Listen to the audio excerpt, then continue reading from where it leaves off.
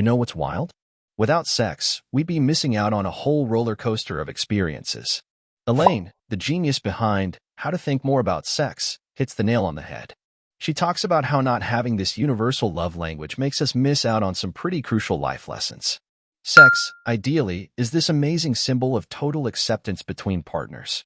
It's like saying, "Hey, I'm all about you," and feeling the same vibe right back. Those hidden messages exchanged during intimacy? They're saying things like, "You're stunning, I crave you," and "I love you." But here's the kicker. Sometimes our desires get the silent treatment. And man, does that sting. Wanting more intimacy isn't something to be ashamed of. It's part of what makes us human.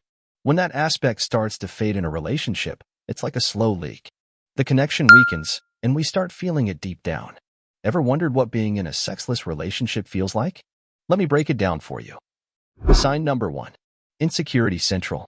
Picture this. You're waiting for your partner's eyes to light up with desire, but it's like waiting for a bus that never shows. Suddenly, those tiny flaws on your body start screaming for attention. Feeling unattractive becomes a thing, and that messes with how you feel during intimate moments. Turns out, feeling good about yourself is a big deal when it comes to getting your groove on. Sign number 2. The Rage Monster. So, you're craving more action, but it's just not happening. That frustration? It's real. Little things start setting you off, like a messy kitchen or that overflowing trash can. It's not just annoyance, it's pinned-up feelings of rejection that have been brewing for a while. And here's the kicker. Losing your cool might push your partner further away. Sign number 3. Vanishing Act. Ever find yourself spending less time with your partner? Feeling lonely even when they're right there? It's like interest in them is slipping away. And here's the plot twist. This disinterest might even kill the desire for intimacy altogether. Sign number 4. Forbidden Fantasies. Here's where it gets tricky. Sometimes, when the sex factor goes missing, our minds start wandering. It's not about loving your partner any less. It's just struggling to deal with those unmet desires.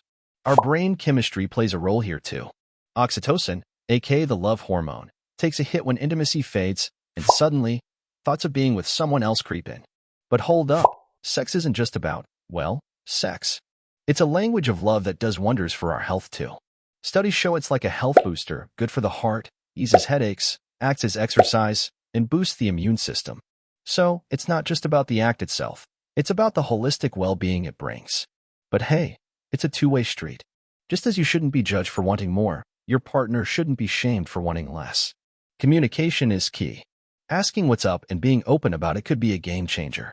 And if things run deeper, seeking help from a therapist might just be what rekindles that flame. Ever felt any of these signs? This video dives into what it's like to have a high sex drive.